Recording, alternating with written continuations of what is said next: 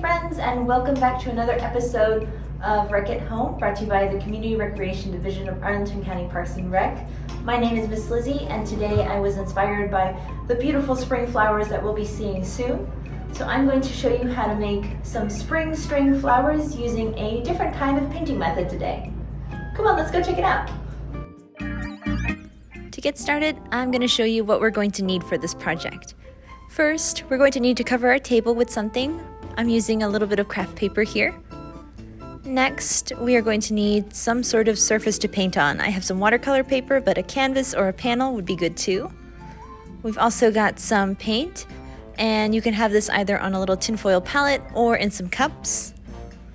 Some popsicle sticks so we can stir up our paint and string later. I've got some cut up string, can't forget this part. And also, I've got some optional gloves because I don't want to get too messy today.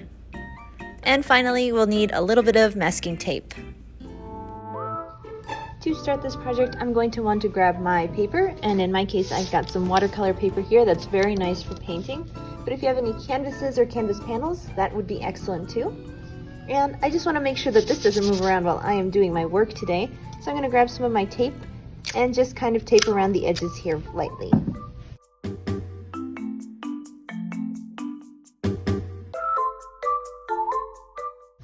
And with this last piece of tape, that should make my paper nice and sturdy and held onto my covered surface. Alright, so the next step, I'm going to want to grab my washable paints, and I have them all set up in these little plastic cups to make it easier for me to dip my string into, but you can also use a tinfoil palette. That should work just as well, and if not, maybe a little easier just to get the strings completely covered. And I don't want to get too messy today, so I'm going to put on my pair of gloves. The gloves are on and I'm ready to work with my paint. I've picked out a yellow, a red, and a turquoise color. And I'm going to start here with my red paint. I'm going to grab my string, and making sure I have enough string to grab onto at the end of this, I'm going to start putting one end of my string right into my paint. It's not quite going in just yet. It seems like my paint is resisting getting the string a little bit. So I'm going to show you what you can do. You grab your popsicle stick, and with that we're just going to mash our string right into the paint to make sure it's nice and coated.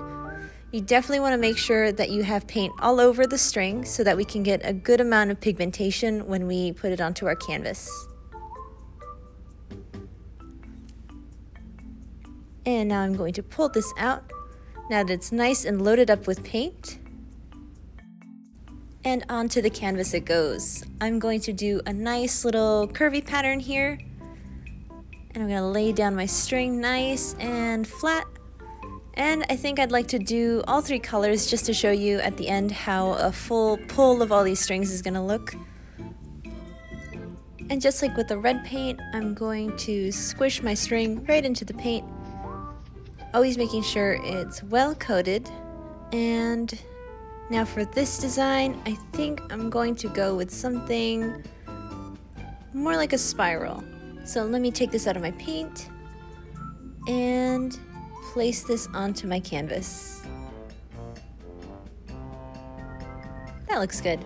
Alright, so I'm also going to do the same exact thing for the turquoise paint.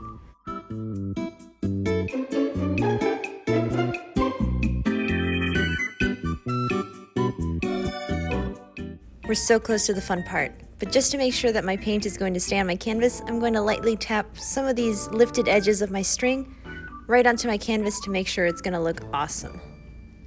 Alright, and now for the fun part. I am just going to pull all of my strings down in some sort of direction, and this is one I'm familiar with. This is going to make a pretty tulip looking thing. You just pull it and keep it close to the canvas. You don't want to lift up, you just want to lift out. And just like that. You'll get, ooh, there it is. There's your flower. I'm just gonna put my string back into my paint, not to make a mess on my table here. And if you're doing that too, I leave a little edge of my string on the side so I can pick it up again later. All right, so let's try the yellow one since we did that one second. I'm gonna pull that one down just like I did with the last one. Oh, I wonder how this one will look. Ooh. And there's my yellow flower. And final one, turquoise flower. This one's definitely a little smaller. I'm gonna, oop, I lifted there, see? And so I got very little paint down here, but it's coming along anyways. There we go. So this looks awesome as it is, and I could hang it up on my wall and call it done. But I think I'd like to add a few more things to this. So I'm gonna let this dry for a little bit, give it a few minutes, and I will come back and work on it. I definitely don't want all my paint to get mixed up with my next layer of paint, so that's why we have to wait for just a moment. If you stick with me here, on the next part I'll show you how to do a two-tone string application of paint and what this might look like if I added even more flowers to it. I've given this a few minutes to dry and it's looking a little drier. Not the most, it's still a little wet in some parts, but I think I'm going to move on and show you guys how to do a couple more things with the string painting. And so off screen, I mixed up an orange that I can use for another color, the red and yellow. But I also put a little red paint and teal paint, one on top of the other, to show you that you can do some color mixing with your string. And so what I did is I grabbed my string, I put the bottom part to the bottom color that I want and the top on the color that I want on top. And I'm still reusing the same popsicle sticks from before. I'm just gonna stamp that down with my popsicle stick and get it super covered up in that red paint again. And then do the same thing with my teal. I don't want to mix my colors on there, so I'm using each corresponding popsicle stick. I'm just gonna get that really pigmented like this, especially down to the tip where they meet. And that gives me enough string to pull too. Perfect. All right, so I'm going to lift this off of my paper so I can show you. And now you guys are super familiar with the application method, so I won't bore you with the details. I'm still just going in and doing the same thing, applying paint to my string, putting that string on my canvas, flattening it sometimes, but being a little loosey-goosey some other times, and doing the same pull method that we did before. And I'm just trying to add a lot more flowers onto my canvas.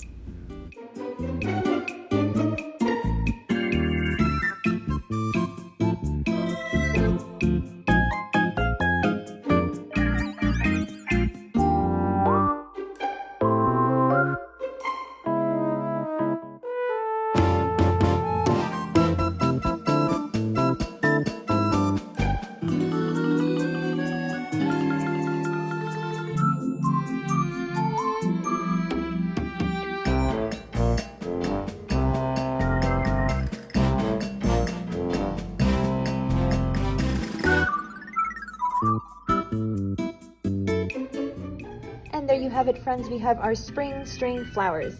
I hope you guys had fun trying out a new way of painting, and if you can, show us what kind of cool creations you did.